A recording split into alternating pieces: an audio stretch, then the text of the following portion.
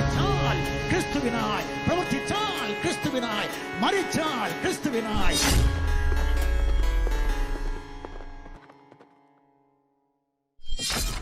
മരണത്തെ ജയിച്ചുയർത്തെഴുന്നേറ്റ് സ്വർഗാതിസ്വർഗത്തിൽ വാഴുന്നവനും അനധിവിദൂര ഭാവിയിൽ ജീവിച്ചിരിക്കുന്നവരും മരിച്ചവരുമായ സകലരെയും ന്യായം വിധിക്കാൻ വേണ്ടി വീണ്ടും വരുന്നവനും ഞങ്ങളുടെ കർത്താവും രക്ഷിതാവുമായ യേശുക്രിസ്തുവിന്റെ നിസ്തുലമായ നാമത്തിൽ ഞങ്ങളെ കേൾക്കുന്ന എല്ലാവർക്കും ട്രൂത്ത് ഫൈറ്റേഴ്സിന്റെ സ്നേഹ വന്ദനങ്ങൾ.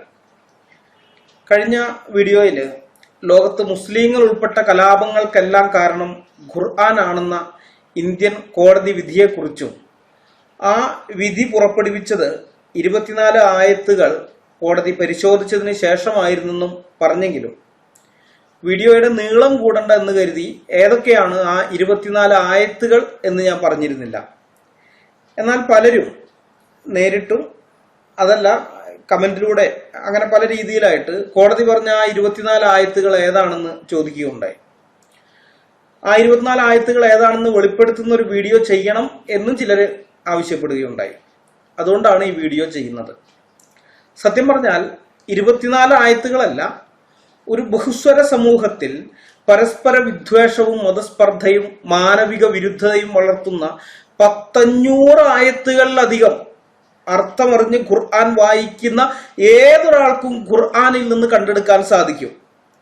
എന്നാൽ കോടതി വിധിക്ക് ആധാരമായ കേസിന് കാരണം ഒരു പോസ്റ്റർ ആയിരുന്നല്ലോ. ആ പോസ്റ്ററിൽ 24 ആയത്തുകളാണ് കൊടുത്തിരുന്നത്. അതുകൊണ്ട് തന്നെ കോടതി ആ 24 ആയത്തുകളുടെ കാര്യം മാത്രമേ നോക്കിയുള്ളൂ. അല്ലാതെ മൊത്തം ഖുർആനും വായിച്ചു നോക്കിയിട്ടല്ല ഇങ്ങനെ ഒരു വിധി പ്രസ്താവിച്ചത്. ഞാനിത് പറഞ്ഞതിന്റെ കാരണം ഒരുപക്ഷെ നിങ്ങൾ ചിന്തിച്ചേക്കാം, ഖുർആനിൽ ആകെ 24 ആയത്തുകൾ മാത്രമേ അന്യമത വിദ്വേഷമോ അല്ലെങ്കിൽ കൊള്ളയ്ക്കും കൊലയ്ക്കും കലാപത്തിനും മുസ്ലിങ്ങളെ പ്രേരിപ്പിക്കുന്നതായിട്ടുള്ളൂ, ബാക്കി ആയത്തുകൾക്കൊന്നും ഒരു കുഴപ്പമില്ലാന്ന് ഒരുപക്ഷെ നിങ്ങൾ തെറ്റിദ്ധരിച്ചേക്കാം. അങ്ങനെ ഒരു തെറ്റിദ്ധാരണ നിങ്ങൾക്ക് ഉണ്ടാകാതിരിക്കാൻ വേണ്ടിയാണ് ഞാനിത് പറഞ്ഞത്.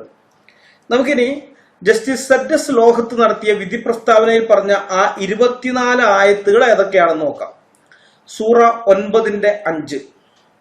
അങ്ങനെ ആ വിലക്കപ്പെട്ട മാസങ്ങൾ കഴിഞ്ഞാൽ ആ ബഹുദൈവ വിശ്വാസികളെ നിങ്ങൾ കണ്ടെത്തിയിടത്ത് വെച്ച് കൊന്നുകളയുക. അവരെ പിടികൂടുകയും വളയുകയും അവർക്ക് വേണ്ടി പതിയിരിക്കാവുന്നിടത്തെല്ലാം പതിയിരിക്കുകയും ചെയ്യുക. ഇനി അവർ പശ്ചാത്തപിക്കുകയും നമസ്കാരം മുറ പോലെ നിർവഹിക്കുകയും സക്കാത്ത് നൽകുകയും ചെയ്യുന്ന പക്ഷം നിങ്ങൾ അവരുടെ വഴി ഒഴിവാക്കി കൊടുക്കുക. തീർച്ചയായും അല്ലാഹു ഏറെ പൊറുക്കുന്നവനും കരുണാനിധിയുമാണ്. സൂറ 9:5. ഇതാണ് കുപ്രസിദ്ധമായ വാളിന്റെ ആയത്ത്, ആയ ഓ സ്വാഡ് എന്നറിയപ്പെടുന്നത്. അടുത്തത് സൂറ 9:28. സത്യവിശ്വാസികളെ, ബഹുദൈവ വിശ്വാസികൾ അശുദ്ധർ തന്നെയാകുന്നു. അതിനാൽ അവർ ഈ കൊല്ലത്തിന് ശേഷം മസ്ജിദുൽ ഹറാമിനെ സമീപിക്കരുത്. അവരുടെ അഭാവത്താൽ ദാരിദ്ര്യം നേരിടുമെന്ന് നിങ്ങൾ ഭയപ്പെടുകയാണെങ്കിൽ അല്ലാഹു അവന്റെ അനുഗ്രഹത്താൽ അവൻ ഉദ്ദേശിക്കുന്ന പക്ഷം നിങ്ങൾക്ക് ഐശ്വര്യം വരുത്തുന്നതാണ്. തീർച്ചയായും അല്ലാഹു എല്ലാം അറിയുന്നവനും യുക്തിമാനുമാണ്. സൂറ 9:28. ഇതിന്റെ പശ്ചാത്തലം എന്ന് പറയാം. മക്കയിലുള്ള ഖുറൈശികൾ ഇപ്പൊ മുഹമ്മദ് കഴുത്തിന് വാൾ വെച്ച് മതം മാറ്റിയത് കൊണ്ട് അവർ മുസ്ലിങ്ങളായി മാറി. അപ്പൊ അവരുടെ ഉപജീവന മാർഗം എന്ന് പറയുന്നത് ഈ മക്കയിലേക്ക് വരുന്ന തീർത്ഥാടകരുടെ നിന്ന് കിട്ടുന്നതാണ്. അവർക്ക് വെള്ളവും താമസ സൗകര്യവും മറ്റുമൊക്കെ ഒരുക്കുമ്പോൾ വെള്ളം കൊടുക്കുകയും ഭക്ഷണം കൊടുക്കുകയും താമസ സൗകര്യവും മറ്റുമൊക്കെ ഒരുക്കി കൊടുക്കുന്നതിന്റെ അതിനങ്ങനെ കിട്ടുന്ന ആ കൂലി ഉണ്ടല്ലോ, അതുകൊണ്ടാണ് അവരവിടെ ജീവിക്കുന്നത് പ്രധാനമായിട്ടും. അപ്പൊ അത് ഇല്ലാതായി പോകും, ആ വരുമാനം ഇല്ലാതായി പോകും. അതവർക്ക് ഭയം വന്നു. ആ ഭയം വന്നപ്പോഴാണ് ഈ ആയത്തിറങ്ങുന്നത്. അപ്പൊ ഇവിടെ പറയുന്നത് ബഹുദൈവ വിശ്വാസികൾ അശുദ്ധരാകുന്നു എന്നാണ്. ഇത് തന്നെയാണ് മുസ്ലിങ്ങൾ ഇന്ന് കാണുന്നത്. ബാക്കിയുള്ള എല്ലാവരെയും മറ്റു മതത്തിൽപ്പെട്ട ആളുകളെ അല്ലെങ്കിൽ ബഹുദൈവ വിശ്വാസികളായിരിക്കുന്നവരെയൊക്കെ അശുദ്ധരായിട്ടാണ് കാണുന്നത്. ഇനി അടുത്തത് സൂറ 9:123. സത്യവിശ്വാസികളെ, നിങ്ങളുടെ അടുത്ത് താമസിക്കുന്ന സത്യനിഷേധികളോട് നിങ്ങൾ യുദ്ധം ചെയ്യുക. അവർ നിങ്ങളിൽ രൂക്ഷത കണ്ടെത്തണം. അല്ലാഹു സൂക്ഷ്മത പാലിക്കുന്നവരോടൊപ്പമാണെന്ന് നിങ്ങൾ മനസ്സിലാക്കുകയും ചെയ്യുക. അപ്പൊ നിങ്ങളുടെ അയൽവക്കത്ത് താമസിക്കുന്ന ആള് സത്യനിഷേധി എന്ന് വെച്ച് കഴിഞ്ഞാൽ സത്യം എന്ന് പറഞ്ഞാൽ ഉദ്ദേശിക്കുന്നത് ഇസ്ലാമാണ്. ഇസ്ലാം എന്ന സത്യത്തെ അംഗീകരിക്കുന്നില്ല, അതിനെ നിഷേധിക്കുകയാണ്. മുസ്ലിം ആകാൻ തയ്യാറില്ലെങ്കിൽ അവനോട് നിങ്ങൾ യുദ്ധം ചെയ്യുക. അതാണ് പറയുന്നത്. യുദ്ധം എന്നൊക്കെ ഇവര് പൊലിപ്പിച്ച് പറയുന്നതാണ്. ആക്രമിക്കുക എന്നുള്ളതാണ്. കൊള്ളയടിക്കുക, കൊല്ലുക, അവനെ കൊല്ലുക, അതൊക്കെയാണ് അവിടെ പറഞ്ഞിരിക്കുന്നത്. യുദ്ധം എന്നൊക്കെ തർജ്ജമക്കാർ ഇട്ടിരിക്കുന്ന ഓരോ ഉഡായിപ്പാണ്. അടുത്തത് സൂറ 4:101. നിങ്ങൾ ഭൂമിയിൽ യാത്ര ചെയ്യുകയാണെങ്കിൽ സത്യനിഷേധികൾ നിങ്ങൾക്ക് നാശം വരുത്തുമെന്ന് നിങ്ങൾ ഭയപ്പെടുന്ന പക്ഷം നമസ്കാരം ചുരുക്കി നിർവഹിക്കുന്നതിൽ നിങ്ങൾക്ക് കുറ്റമില്ല. തീർച്ചയായും സത്യനിഷേധികൾ നിങ്ങളുടെ പ്രത്യക്ഷ ശത്രുക്കളാകുന്നു. സത്യനിഷേധികൾ എന്ന് പറയുന്നത് ഇസ്ലാം സ്വീകരിക്കാൻ തയ്യാറല്ലാത്ത ആളുകൾ, അല്ലെങ്കിൽ അമുസ്ലിങ്ങളായിരിക്കുന്നവര്. അവരെ കുറിച്ച് ഖുർആൻ പറയുന്നത് അവർ നിങ്ങളുടെ പ്രത്യക്ഷ ശത്രുക്കളാകുന്നു. ഒരു കാര്യവുമില്ലാതെ ചുമ്മാ ആ മതത്തിന്റെ അനുയായികളിലേക്ക് വിഷം കുത്തിവെക്കുകയാണ്. ഖുർആന്റെ അകത്ത വിഷം ഇങ്ങനെയൊക്കെയാണ് മദ്രസയിലൂടെ പിള്ളേരുടെ ഉള്ളിലേക്ക് വരുന്നത്. സത്യനിഷേധികളെല്ലാം നമ്മുടെ പ്രത്യക്ഷ ശത്രുക്കളാണ്. പിന്നെ എങ്ങനെയാണ് ഇവർക്ക് അവരെ സ്നേഹിക്കാൻ പറ്റുക? കാരണം ശത്രുക്കളെ കൊല്ലാനാണ് പറയുന്നത്. ഒരു ക്രിസ്ത്യാനിയാണെന്നുണ്ടെങ്കിൽ അവന് പ്രശ്നമല്ല, ശത്രുക്കളെ സ്നേഹിപ്പിൻ എന്നുള്ള ഉന്നതമായ കൽപ്പന അവന് ലഭിച്ചിട്ടുള്ളത് കൊണ്ട് അവന് ഇതൊരു വിഷയമൊന്നുമല്ല. പക്ഷെ മുസ്ലിങ്ങളെ സംബന്ധിച്ച് അങ്ങനെയല്ല. ശത്രുവാണെങ്കിൽ അവനെ തട്ടിക്കളയാനാണ് പറഞ്ഞിരിക്കുന്നത്.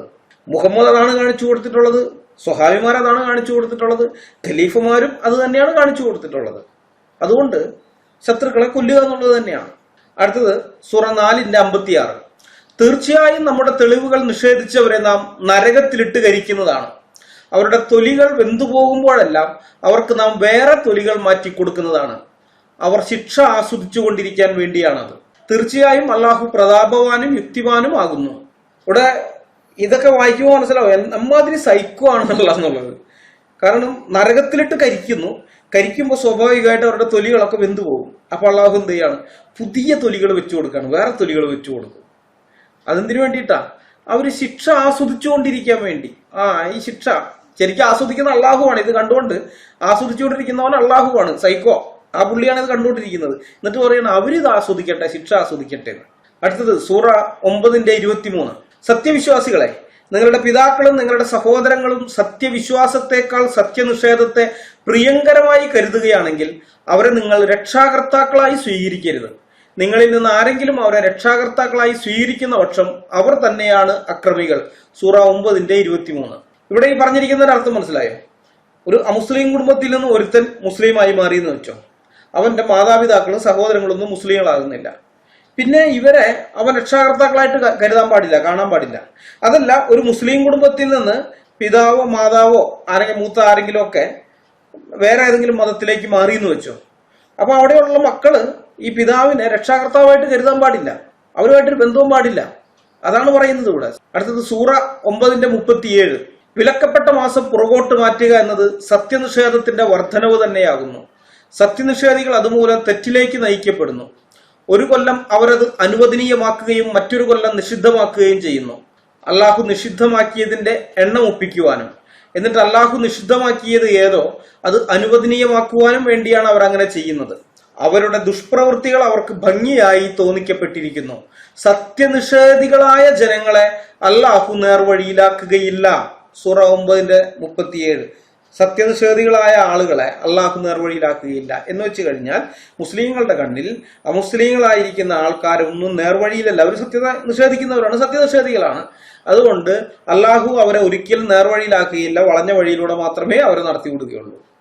ഇതാണ് മുസ്ലിങ്ങൾ മനസ്സിലാക്കുന്നത് അമുസ്ലിങ്ങളെ കുറിച്ച്. ഈ വേറെ അടുത്ത ആയത്ത് സൂറ 5:57. സത്യവിശ്വാസികളെ, നിങ്ങൾക്ക് മുമ്പ് വേദഗ്രന്ഥം നൽകപ്പെട്ടവരിൽ നിന്ന് നിങ്ങളുടെ മതത്തെ തമാശയും വിനോദ വിഷയവുമാക്കി തീർത്തവരെയും സത്യനിഷേധികളെയും നിങ്ങൾ ഉറ്റമിത്രങ്ങളായി സ്വീകരിക്കരുത്. നിങ്ങൾ സത്യവിശ്വാസികളാണെങ്കിൽ അല്ലാഹുവെ സൂക്ഷിക്കുവിൻ. സൂറ 5:57. അപ്പൊ ഇവിടെ പറയുന്നത് നിങ്ങൾക്ക് മുമ്പുള്ള ആ വേദക്കാരിൽ, വേദഗ്രന്ഥം നൽകപ്പെട്ട ആൾക്കാർ എന്ന് വെച്ചാൽ യഹൂദന്മാരും ക്രിസ്ത്യാനികളും. അപ്പൊ ഇങ്ങനെയുള്ള ആൾക്കാരുടെ അടുത്ത് നിങ്ങളുടെ മതത്തെ കുറിച്ച് പറയുമ്പോൾ അവരോട് നിങ്ങൾ ഇസ്ലാം സ്വീകരിക്കും എന്നൊക്കെ പറഞ്ഞ് അവരുടെ അടുത്ത് ചെല്ലുമ്പോൾ അവരത് കാര്യമാക്കുന്നില്ല, അവരത് തമാശയായിട്ട് ഒരു കോമഡി ആയിട്ടാണ് എടുക്കുന്നത്. അങ്ങ് തള്ളിക്കളയുകയാണെങ്കിൽ അങ്ങനെയുള്ള ആൾക്കാരെ നിങ്ങൾ എന്ത് ചെയ്യണം? ഒരിക്കലും സുഹൃത്തുക്കളാക്കാൻ പാടില്ല. അതാണ് പറയുന്നത്. അങ്ങനെയുള്ളവരെയും സത്യനിഷേധികളെയും, ആദ്യം പറഞ്ഞത് യഹൂദന്മാരും ക്രിസ്ത്യാനികളും, സത്യനിഷേധി എന്ന് പറയുന്നത് അവരല്ലാത്ത ബാക്കി ആരും ഇസ്ലാം അമുസ്ലിങ്ങളായിരിക്കുന്ന ബാക്കിയുള്ള എല്ലാവരെയും ഇവരൊന്നും നിങ്ങൾ ഉറ്റമിത്രങ്ങളായി സ്വീകരിക്കാൻ പാടില്ല.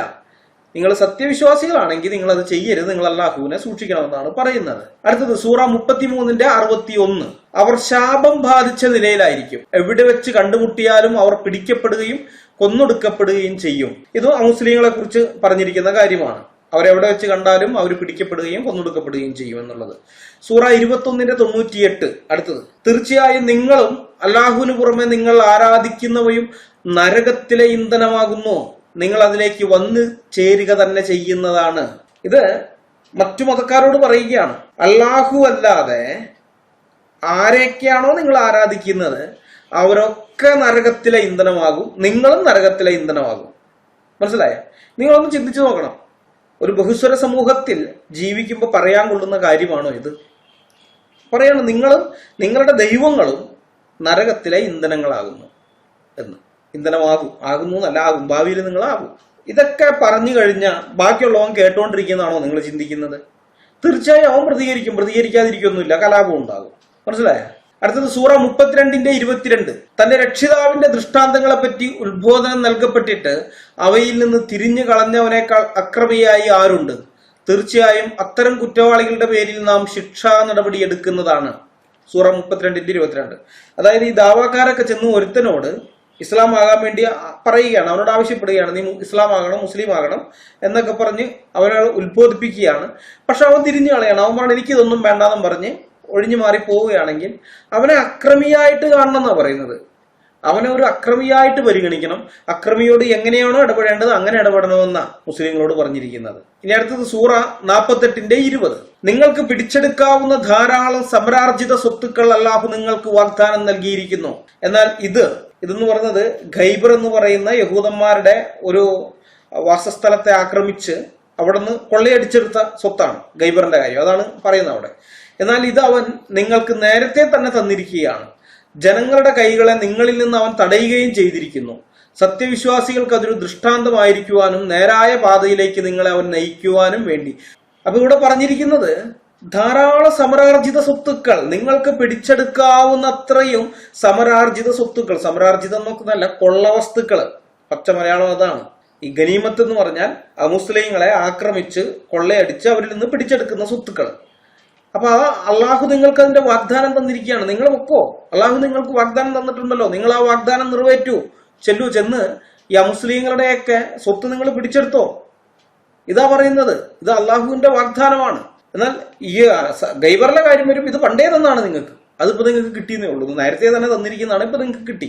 അപ്പൊ ഇത്തരം കൊള്ളയടിക്കാൻ ജനങ്ങളെ പ്രേരിപ്പിക്കുന്ന ആയത്ത് ഇതാ കോടതി വിധിയിലുണ്ട്. ഖുർആനിലെ ആയത്തുകള് മുസ്ലിങ്ങളായിരിക്കുന്ന ആളുകളെ കൊള്ളയടിക്കാൻ മുസ്ലിങ്ങളെ പ്രേരിപ്പിക്കുന്നു എന്ന് ആ വിധിയിലുണ്ട്. ഇത്തരം ആയത്തുകൾ കണ്ടിട്ടാണ് കോടതി അത് പറഞ്ഞത്. അടുത്തത് സൂറ 8:69. എന്നാൽ യുദ്ധത്തിനിടയിൽ നിങ്ങൾ നേടിയെടുത്തതിൽ നിന്ന് അനുവദനീയവും ഉത്തമവുമായത് നിങ്ങൾ ഭക്ഷിച്ചുകൊള്ളുക. അല്ലാഹുവെ നിങ്ങൾ സൂക്ഷിക്കുകയും ചെയ്യുക. തീർച്ചയായും അല്ലാഹു ഏറെ പൊറുക്കുന്നവനും കരുണാനിധിയുമാകുന്നു. ഇതും കൊള്ളയടിക്കാൻ മുസ്ലിങ്ങളെ പ്രേരിപ്പിക്കുന്ന ആയത്താണ്. മുസ്ലിങ്ങളെ കൊള്ളയടിക്കാൻ പ്രേരിപ്പിക്കുന്ന ആയത്ത്. അടുത്തത് സൂറ 66:9. ഓ നബി, സത്യനിഷേധികളോടും കപടവിശ്വാസികളോടും നീ സമരം ചെയ്യുകയും അവരോട് പരുഷമായി പെരുമാറുകയും ചെയ്യുക. അവരുടെ സങ്കേതം നരകമാകുന്നു, എത്തിച്ചേരാനുള്ള ആ സ്ഥലം എത്രയോ ചീത്ത. സൂറ 66:9. ഇവിടെ പറയുന്നത് സത്യനിഷേധികളോടും കപടവിശ്വാസികളോടും നീ സമരം ചെയ്യുക. സമരം ഒന്നുമല്ല, യുദ്ധം ചെയ്യുക, അല്ലെങ്കിൽ അവരെ ആക്രമിക്കുക എന്നുള്ളതാണ്. ഇവിടെ ഈ കപടവിശ്വാസി എന്ന് പറഞ്ഞിരിക്കുന്നത് മുസ്ലിങ്ങളെ കുറിച്ചാണ് കേട്ടോ. മുസ്ലിങ്ങളായിരിക്കുന്ന ആളുകൾ മുഹമ്മദിനോടൊപ്പം ജിഹാദ് ചെയ്യാൻ പോകാതെ വീട്ടിൽ കുത്തിരിക്കുകയാണ്. അവർക്ക് കൊന്നു മതിയായി. നിരപരാധികളായ മനുഷ്യരെ മതത്തിന്റെ പേരിൽ കൊന്നു മതിയായപ്പോൾ കുറെ ആളുകൾ ഈ ജിഹാദിന് പോകുന്നത് നിർത്തി വീട്ടിൽ കുത്തിയിരുന്നു. അങ്ങനെയുള്ള ആൾക്കാരെയാണ് ഈ പറയുന്നത് കപടവിശ്വാസികൾ എന്ന് പറയുന്നത്. പിന്നെ സത്യനിഷേധികൾ ആരാണെന്ന് പറഞ്ഞല്ലോ. അമുസ്ലിങ്ങളായ ആളുകളെല്ലാം തന്നെ അവരുടെ കണ്ണിൽ സത്യനിഷേധികളാണ്. അപ്പൊ അങ്ങനെ അമുസ്ലിങ്ങളോടും അതുപോലെ മുസ്ലിങ്ങളിൽ തന്നെ ജിഹാദ് നടത്താൻ തയ്യാറല്ലാതെ ഇരിക്കുന്ന ആളുകൾ, നമ്മളൊക്കെ നല്ല മുസ്ലിങ്ങൾ എന്ന് പറയുന്ന ആൾക്കാരില്ലേ, അവരെയൊക്കെയാണ് ഇസ്ലാം കപടവിശ്വാസി എന്ന് പറയുന്നത്, അല്ലെങ്കിൽ ഖുർആൻ അങ്ങനെയാണ് പറയുന്നത്. അപ്പൊ അത്തരം ആൾക്കാരോട് അവരോടൊക്കെ നീ യുദ്ധം ചെയ്യണമെന്നാണ് പറയുന്നത്. അതാണ് ഈ ആയത്തിൽ പറഞ്ഞിരിക്കുന്നത്. അടുത്തത് സൂറ 41:27. എന്നാൽ ആ സത്യനിഷേധികൾക്ക് നാം കഠിനമായ ശിക്ഷ ആസ്വദിപ്പിക്കുക തന്നെ ചെയ്യും. അവർ പ്രവർത്തിച്ചുകൊണ്ടിരുന്നതിൽ അതിനീചമായതിനുള്ള പ്രതിഫലം നാം അവർക്ക് നൽകുക തന്നെ ചെയ്യും. അപ്പൊ സത്യനിഷേധികൾ അല്ലെങ്കിൽ അമുസ്ലിങ്ങളായിരിക്കുന്ന ആൾക്കാർക്ക് അള്ളാഹു കഠിനമായ ശിക്ഷ കൊടുത്ത് അവരെ ആസ്വദിപ്പിക്കും എന്നാണ് പറയുന്നത്. സൈക്കോ ആണല്ലോ അള്ളാഹു, അതുകൊണ്ട് ഇങ്ങനെയൊക്കെ ചെയ്യും. അടുത്തത് സൂറ 41:28. അതത്രേ അള്ളാഹുവിന്റെ ശത്രുക്കൾക്കുള്ള പ്രതിഫലമായ നരകം. അവർക്ക് അവിടെയാണ് സ്ഥിരവാസത്തിനുള്ള വസതി. നമ്മുടെ ദൃഷ്ടാന്തങ്ങളെ അവർ നിഷേധിച്ച് കളഞ്ഞിരുന്നതിനുള്ള പ്രതിഫലം അത്രേ അത്. അല്ലെ, ഇത് വായിക്കുമ്പോൾ എനിക്കൊരു സംശയമുള്ളത്, എന്ത് ദൃഷ്ടാന്തമാണ് അള്ളാഹു കൊടുത്തത്? എന്ത് ദൃഷ്ടാന്തമാണ്? ചിന്തിക്കുന്നവർക്ക് ദൃഷ്ടാന്തം ഉണ്ടെന്ന് മുഴത്തിന് പറഞ്ഞിട്ടുണ്ട്. പുട്ടിന് തേങ്ങാപ്പീര ഇടുന്ന പോലെ ചിന്തിക്കുന്നവർക്ക് ദൃഷ്ടാന്തം. എന്ത് ദൃഷ്ടാന്തം? ഒരു ദൃഷ്ടാന്തവും കൊടുത്തിട്ടില്ല. ജനങ്ങൾ ആവശ്യപ്പെടുന്നുണ്ട്, നീ അള്ളാഹുവിന്റെ പ്രവാചകനാണെന്നുള്ളതിന് ഞങ്ങൾക്ക് എന്തെങ്കിലും ഒരു ദൃഷ്ടാന്തം കൊണ്ടുപോകാ എന്നും പറഞ്ഞ് ജനങ്ങൾ ആവശ്യപ്പെടുന്നുണ്ട്. ഒരൊറ്റ ദൃഷ്ടാന്തം കാണിക്കാൻ മുഹമ്മദിനും പറ്റിയില്ല, മലക്കിനും പറ്റിയില്ല, അള്ളാഹുവിനും പറ്റിയില്ല. എന്നിട്ട് ഇപ്പൊ പറയാണ് നാം അവർക്ക് ദൃഷ്ടാന്തങ്ങൾ കൊടുത്തു, ആ ദൃഷ്ടാന്തങ്ങൾ അവർ നിഷേധിച്ചു കളഞ്ഞു, അതിനുള്ള പ്രതിഫലമായിട്ട് എന്ത് ചെയ്യും? ഇവരെ നരകത്തിലിട്ട് പൊരിക്കുമെന്നാണ് പറയുന്നത്. അടുത്തത് സൂറ 9:111. തീർച്ചയായും സത്യവിശ്വാസികളുടെ പക്കൽ നിന്ന് അവർക്ക് സ്വർഗമുണ്ടായിരിക്കുക എന്നതിന് പകരമായി അവരുടെ ദേഹങ്ങളും അവരുടെ ധനവും അള്ളാഹു വാങ്ങിയിരിക്കുന്നു. അവർ അള്ളാഹുവിന്റെ മാർഗത്തിൽ യുദ്ധം ചെയ്യുന്നു. അങ്ങനെ അവർ കൊല്ലുകയും കൊല്ലപ്പെടുകയും ചെയ്യുന്നു. അങ്ങനെ അവർ സ്വർഗാവകാശികളാകുന്നു എന്ന് തർജ്ജമക്കാരന്റെ വക ബ്രാക്കറ്റും ഉണ്ട്. തൗറാത്തിലും ഇൻജീലിലും ഖുർആനിലും തന്റെ മേൽ ബാധ്യതയായ അള്ളാഹു പ്രഖ്യാപിച്ച സത്യവാഗ്ദാനം അത്രേ അത്. അള്ളാഹുവേക്കാൾ അധികം നിന്റെ കരാർ നിറവേറ്റുന്നവനായി ആരുണ്ട്? അതിനാൽ നിങ്ങൾ അള്ളാഹുവുമായി നടത്തിയിട്ടുള്ള ആ ഇടപാടിൽ സന്തോഷം കൊള്ളുവിൻ, അത് തന്നെയാണ് മഹത്തായ ഭാഗ്യം. അപ്പൊ അള്ളാഹുമായിട്ട് ഇടപാട് നടത്തിയിരിക്കുകയാണ് മുസ്ലിങ്ങൾ. എന്താണ്? അള്ളാഹു ഇവരുടെ ധനങ്ങളും ഇവരുടെ സ്വത്തുക്കളും ഇവരുടെ ദേഹങ്ങളും ഒക്കെ ചോദിക്കുകയാണ്. മുസ്ലിങ്ങളോട് പറയാണ്, നിങ്ങളുടെ ദേഹവും നിങ്ങളുടെ സ്വത്തും ധനവും ഒക്കെ നിങ്ങൾ അള്ളാഹുവിന് കൊടുക്ക്, പകരം അള്ളാഹു നിങ്ങൾക്ക് എന്ത് തരും? സ്വർഗം തരും. നിങ്ങൾ അള്ളാഹുവിന്റെ മാർഗത്തിൽ പോയിട്ട് കൊല്ലുകയും കൊല്ലപ്പെടുകയും ചെയ്യണം. നിങ്ങൾ പോയി അള്ളാഹുവിന്റെ മാർഗത്തിൽ അവിശ്വാസികളെ കൊല്ലണം, അല്ലെങ്കിൽ അമുസ്ലിങ്ങളായിരിക്കുന്ന ആൾക്കാരെ കൊല്ലണം. അപ്പൊ ചിലപ്പോ നിങ്ങൾ കൊല്ലപ്പെട്ടെന്നും വരും. അങ്ങനെ കൊല്ലുകയും കൊല്ലപ്പെടുകയും ചെയ്യാം. ശരി, എന്തായാലും ശരി, അതിന് പകരമായിട്ട് അള്ളാഹു നിങ്ങൾക്ക് സ്വർഗം തരുമെന്നാണ് പറഞ്ഞിരിക്കുന്നത്. ഇതൊക്കെ കേട്ട് കഴിഞ്ഞാൽ സ്വർഗം മോഹിക്കുന്ന ഒരു മുസ്ലിം, സ്വർഗത്തിലെ ഹൂറികളെ കുറിച്ച് ഒക്കെ അറിയുന്ന ഒരു മുസ്ലിം വെറുതെ ഇരിക്കുമോ? അവൻ ദേഹത്ത് ബോംബൊക്കെ വെച്ച് കെട്ടിപ്പോയി പൊട്ടിത്തെറിച്ച് അമുസ്ലിങ്ങളെയും കൊല്ലും, അവനും ചാവും, എന്നിട്ട് സ്വർഗത്തിലേക്ക് പോകും ഹൂറികളെ കിട്ടും എന്നുള്ള വ്യാമോഹവുമായിട്ട്. ഇനി അടുത്തത് സൂറ 9:68. കപട വിശ്വാസികൾക്കും കപട വിശ്വാസിനികൾക്കും സത്യനിഷേധികൾക്കും അള്ളാഹു നരകാഗ്നി വാഗ്ദാനം ചെയ്തിരിക്കുന്നു. അവരതിൽ നിത്യവാസികളായിരിക്കും. അവർക്കത് മതി. അള്ളാഹു അവരെ ശപിക്കുകയും ചെയ്തിരിക്കുന്നു. അവർക്ക് സ്ഥിരമായ ശിക്ഷയുണ്ടായിരിക്കുന്നതാണ്. അപ്പൊ ഇവിടെ പറയുന്ന ഈ കപട വിശ്വാസികളും കപട വിശ്വാസിനികളും എന്നൊക്കെ പറഞ്ഞല്ലോ, അത് ജിഹാദിന് പോകാതെ വീട്ടിലിരിക്കുന്ന മുസ്ലിങ്ങളെ കുറിച്ചാണ്. അതുപോലെ തന്നെ മക്കളെയോ അല്ലെങ്കിൽ ഭർത്താവിനെയോ ഒക്കെ ജിഹാദിന് വിടാതിരിക്കുന്ന സ്ത്രീകളുണ്ടല്ല, ഉമ്മമാരും അതുപോലെ ഭാര്യമാരായിരിക്കുന്നവര്. നിങ്ങൾ ജിഹാദിനൊന്നും പോണ്ടാട്ടാ, നിങ്ങൾ വെറുതെ പോയിട്ട് ആൾക്കാരെ കൊല്ലുകയും വേണ്ട, കൊല്ലപ്പെടുകയും വേണ്ട, വീട്ടിൽ കുത്തിരുന്നോന്നും പറഞ്ഞിട്ട് മക്കളെ ആയാലും ഭർത്താവിനെയൊക്കെ വീട്ടിൽ തന്നെ പിടിച്ചിരുത്തുന്ന ആൾക്കാർ, അവരൊക്കെയാണ് കപട വിശ്വാസിനികൾ. അപ്പൊ അങ്ങനെയുള്ള ആൾക്കാരെ കുറിച്ച് പറയാണ് കപട വിശ്വാസികൾ, കപട വിശ്വാസിനികൾ, പിന്നെ സത്യനിഷേധികൾ, അതായത് മുസ്ലിങ്ങൾ. ഇവർക്കൊക്കെ അള്ളാഹു നരകാഗ്നി വാഗ്ദാനം ചെയ്തിരിക്കുന്നു. മാത്രമല്ല അള്ളാഹു അവരെ ശപിക്കുകയും ചെയ്തിരിക്കുന്നു. അപ്പൊ ഇതൊക്കെ കേൾക്കുമ്പോൾ അള്ളാഹുവിന്റെ ശാപം കിട്ടിയ ജനങ്ങളാണ് ഇവര് എന്നുള്ള ഒരു തിരിച്ചറിവ് ഉണ്ടാവുമ്പോൾ ഇവരെ ആക്രമിക്കും. അതൊക്കെയാണ് നമ്മൾ പലയിടങ്ങളിൽ കാണുന്നത്. ഇപ്പോ ഇറാഖില്, ഇറാനില്, സിറിയയില്, അഫ്ഗാനിസ്ഥാനില്, ബംഗ്ലാദേശിലൊക്കെ, അതുപോലെ പാകിസ്ഥാനിലും മറ്റു പലയിടങ്ങളിലും മുസ്ലിങ്ങളെ തന്നെ കൊല്ലുന്നത്. കാരണം എന്താ? ജിഹാദ് ചെയ്യാൻ പോകാതെ വീട്ടിൽ കുത്തിരിക്കുന്നവരെയൊക്കെയാണ് ബോംബ് വെച്ചും വെടിവെച്ചും ഒക്കെ കൊല്ലുന്നത്. അടുത്തത് സൂറ 8:65. നബിയെ, നീ വിശ്വാസികളെ യുദ്ധത്തിന് പ്രോത്സാഹിപ്പിക്കുക. നിങ്ങളുടെ കൂട്ടത്തിൽ ക്ഷമാശീലരായ 20 പേരുണ്ടായിരുന്നാൽ 200 പേരെ അവർക്ക് ജയിച്ചടക്കാവുന്നതാണ്. നിങ്ങളുടെ കൂട്ടത്തിൽ 100 പേരുണ്ടായിരുന്നാൽ സത്യനിഷേധികളിൽ നിന്ന് 1000 പേരെ അവർക്ക് ജയിച്ചടക്കാവുന്നതാണ്. അവർ കാര്യം ഗ്രഹിക്കാത്ത ഒരു ജനവിഭാഗമാണ് എന്നതുകൊണ്ടത്രേ അത്. അമുസ്ലിങ്ങളായ ആൾക്കാരെ കുറിച്ച് പറയാണ്, അവർ കാര്യം ഗ്രഹിക്കാത്ത ജനവിഭാഗമാണ്, അതുകൊണ്ട് അവരെ നിങ്ങൾക്ക് എളുപ്പത്തിൽ കൊന്നുകളയാം.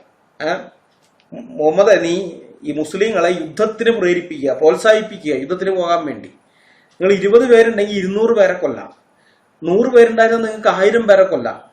ഇങ്ങനെയൊക്കെ പറഞ്ഞ് ഈ എന്താണ് കാര്യം ഗ്രഹിക്കാത്ത ജനവിഭാഗം യഥാർത്ഥത്തിൽ ഈ മദ്രസ പൊട്ടന്മാരാണ്. കാരണം ഇതൊക്കെ വായിച്ചും കേട്ടിട്ടൊക്കെയാണ് ഇവർ ജിഹാദ് നടത്താൻ വേണ്ടി പോകുന്നത്. അവിടെ ഇപ്പൊ സേവ് ഗാസ, സേവ് ഗാസ, ഇപ്പൊ സേവ് റാഫിയായി, സേവ് റാഫ എന്നൊക്കെ പറഞ്ഞ് കരയുന്നതിന്റെ കാരണമായി ഇതൊക്കെ കേട്ടിട്ട് ഈ മണ്ടന്മാര് വിശ്വസിച്ച് അങ്ങോട്ട് പോയതാ. ഞങ്ങളുടെ കൂട്ടത്തിൽ വിശ്വാസികളായ ഇത്രയും പേരുണ്ട്, ഞങ്ങൾ പോയിട്ട് ഇതാ ഒക്ടോബർ 7 അവർ പോയി ചെയ്തല്ല, ഞങ്ങൾ പോയിട്ട് ഇതാ കാഫിറിന്റെ ഭൂമിയിലേക്ക് കയറും, അവരെ കൊല്ലും, ഞങ്ങൾ കുറച്ചു പേര് മതി, ബാക്കിയുള്ളവരൊക്കെ ഞങ്ങൾ ഇല്ലാതാക്കുന്ന കയറ്റി ഞങ്ങൾ പോയതാ. ഇപ്പതേ അവിടെ കിടന്ന് കരയാണ്. മോങ്ങൽ ഇതുവരെ തീർന്നിട്ടില്ല. ഇതുപോലത്തെ വിവരക്കേടുള്ള ആയത്തുകളൊക്കെ വായിച്ച് ഊർജം കൊണ്ട് ആവേശം കൊണ്ടൊക്കെ പോയി കഴിഞ്ഞാൽ ഇതായിരിക്കും അനന്തരഫലം. മുസ്ലിങ്ങളൊന്ന് ചിന്തിച്ചോ? അള്ളാഹു നിങ്ങളെ വഞ്ചിക്കുകയാണ്, പറ്റിക്കുകയാണ് കേട്ടാ. അടുത്തത് സൂറ 5:51. സത്യവിശ്വാസികളെ, യഹൂദരെയും ക്രൈസ്തവരെയും നിങ്ങൾ ഉറ്റമിത്രങ്ങളായി സ്വീകരിക്കരുത്. അവരാകട്ടെ അന്യോന്യം ഉറ്റമിത്രങ്ങളാണ് താനും. നിങ്ങളിൽ നിന്ന് ആരെങ്കിലും അവരെ ഉറ്റമിത്രങ്ങളായി സ്വീകരിക്കുന്ന പക്ഷം അവനും അവരിൽപ്പെട്ടവൻ തന്നെയാണ്. അക്രമികളായ ആളുകളെ അള്ളാഹു നേർവഴിയിലാക്കുകയില്ല, തീർച്ച. എന്തുകൊണ്ടാണ് ഈ 5:51 ഇങ്ങനെ പറഞ്ഞിരിക്കുന്നത് അറിയാമോ? മുഹമ്മദിന് ഭയം ഉണ്ടായിരുന്നു. മുഹമ്മദിന് അവിടെ നിന്ന് ഇവിടെ നിന്നും കിട്ടിയ കാര്യങ്ങളൊക്കെ വഹിയാണെന്നും പറഞ്ഞുകൊണ്ട് ജനങ്ങളെ പറ്റിക്കുകയല്ലേ. ഈ ഖുറൈശികൾക്ക് ഇതിനെക്കുറിച്ച് വലിയ ധാരണയൊന്നുമില്ല. അവന്മാരിതൊക്കെ കണ്ണുടച്ച് വിശ്വസിച്ചു. അതുപോലെ മദീനയിലുള്ള അൻസാറുകളായിരിക്കുന്നവർക്കും ഇതിനെക്കുറിച്ച് വലിയ ധാരണയൊന്നുമില്ല, ഒക്കെ കണ്ണടച്ച് വിശ്വസിച്ചു. പക്ഷേ യഹൂദനും ക്രിസ്ത്യാനിയും അങ്ങനെയല്ലല്ലോ. അവരുടെ കൈവശം വേദഗ്രന്ഥം ഇരിപ്പുണ്ട്. അപ്പൊ വേദഗ്രന്ഥത്തിൽ പറഞ്ഞതെന്നും പറഞ്ഞ് മുഹമ്മദ് മൂസയുടെ കഥ പറഞ്ഞാലും ഇബ്രാഹീമിന്റെ കഥ പറഞ്ഞാലും ഈസയുടെ കഥ പറഞ്ഞാലും അതൊക്കെ പറഞ്ഞു കഴിഞ്ഞിട്ട് ഇത് നിങ്ങളുടെ കയ്യിലുള്ളതാണ് കേട്ടാ, അബ്രഹാമിനെ കുറിച്ചാണ്, ഇത് ദാവീദിനെ കുറിച്ചാണ്, ഇത് യേശുവിനെ കുറിച്ചാണെന്നൊക്കെ പറഞ്ഞു വരുമ്പോ യഹൂദനും ക്രിസ്ത്യാനിയും തിരുത്തി കൊടുക്കും. എടേ നിന്റെ നബിയെ ആരോ പറ്റിച്ചതാടേ, ഏതോ മണ്ടം പറഞ്ഞു കൊടുത്തതൊക്കെ വഹിയാണെന്നും പറഞ്ഞ് ആ ചങ്ങായി നിങ്ങളെയും പറ്റിച്ചിരിക്കുന്നു എന്നൊക്കെ പറഞ്ഞ് സത്യമായത് എന്താണെന്ന് ക്രിസ്ത്യാനി അങ്ങോട്ട് പറഞ്ഞു കൊടുക്കും. അങ്ങനത്തെ ഒരു അവസ്ഥ വരാതിരിക്കാൻ വേണ്ടിയിട്ടാണ് പറയുന്നത്, നിങ്ങൾ യഹൂദന്മാരെയും ക്രൈസ്തവരെയും ഉറ്റമിത്രങ്ങളായി സ്വീകരിക്കരുത്, സ്നേഹിതന്മാരായി നിങ്ങൾ എടുക്കരുത്. ആരെങ്കിലും സ്നേഹിതന്മാരായി തീർന്നാൽ പിന്നെ അവൻ അവരിൽപ്പെട്ടവനാണ്, അവൻ പിന്നെ മുസ്ലിം അല്ല എന്ന് പറയുന്നത്. ശരിയാണ്, അവൻ അവരിൽപ്പെട്ടവനായി തീരും. അവൻ സത്യം മനസ്സിലാക്കി കഴിയുമ്പോൾ അവൻ ഇങ്ങോട്ടേക്ക് പോരും. മനസ്സിലായ? അവൻ ഇങ്ങോട്ടേക്ക് പോരും, അതറിയാം, അതുകൊണ്ടാണ് പറഞ്ഞത്. ഇനി അടുത്തത് സൂറ 9:29. വേദം നൽകപ്പെട്ടവരുടെ കൂട്ടത്തിൽ അല്ലാഹുവിലും അന്ത്യദിനത്തിലും വിശ്വസിക്കാതിരിക്കുകയും അല്ലാഹുവും അവന്റെ ദൂതനും നിഷിദ്ധമാക്കിയത് നിഷിദ്ധമായി ഗണിക്കാതിരിക്കുകയും സത്യമതത്തെ മതമായി സ്വീകരിക്കാതിരിക്കുകയും ചെയ്യുന്നവരോട് നിങ്ങൾ യുദ്ധം ചെയ്തുകൊള്ളുക, അവർ കീഴടങ്ങിക്കൊണ്ട് കയ്യോടെ കപ്പം കൊടുക്കുന്നതുവരെ. ഇവിടെ പറഞ്ഞിരിക്കുന്ന ഈ ആളുകൾ ഇത് യഹൂദന്മാരും ക്രിസ്ത്യാനികളുമായ ആളുകളാണ്. അവരോട് നിങ്ങൾ യുദ്ധം ചെയ്യണം, അവരോട് നിങ്ങൾ യുദ്ധം ചെയ്യണമെന്നാണ് പറഞ്ഞിരിക്കുന്നത്. ജിസിയ എന്നുകൊണ്ട് നിങ്ങൾക്ക് കീഴടങ്ങിയിരിക്കാമെന്ന് പറയുന്നത് വരെ, രണ്ടാം തരം പൗരന്മാരായി മുസ്ലിങ്ങളുടെ കീഴിൽ ജീവിക്കാൻ അവർ തയ്യാറാണ് എന്ന് പറഞ്ഞാൽ ഓക്കെ, പിന്നെ യുദ്ധം ചെയ്യേണ്ട, ജിസിയമായിട്ട് നിങ്ങൾ ജീവിച്ചോ. അതല്ല, അവർ ജിസിയ കൊടുക്കാൻ തയ്യാറല്ല എന്നുണ്ടെങ്കിൽ, അവർ നിങ്ങൾക്ക് കീഴടങ്ങാൻ തയ്യാറല്ല എന്നുണ്ടെങ്കിൽ അവരോട് യുദ്ധം ചെയ്യണം, അവരെയൊക്കെ കൊന്നുകളയാനാണ് പറഞ്ഞിരിക്കുന്നത്. സൂറ 9:29. ഇനി അടുത്തത് സൂറ 5:14. ഞങ്ങൾ ക്രിസ്ത്യാനികളാണ് എന്ന് പറഞ്ഞവരിൽ നിന്നും നാം കരാർ വാങ്ങുകയുണ്ടായി. എന്നിട്ട് അവർക്ക് ഉത്ബോധനം നൽകപ്പെട്ടതിൽ നിന്ന് ഒരു ഭാഗം അവർ മറന്നു കളഞ്ഞു. അതിനാൽ അവർക്കിടയിൽ ഉയർത്തെഴുന്നേൽപ്പിന്റെ നാളുവരേക്കും ശത്രുതയും വിദ്വേഷവും നാം ഇളക്കിവിട്ടു.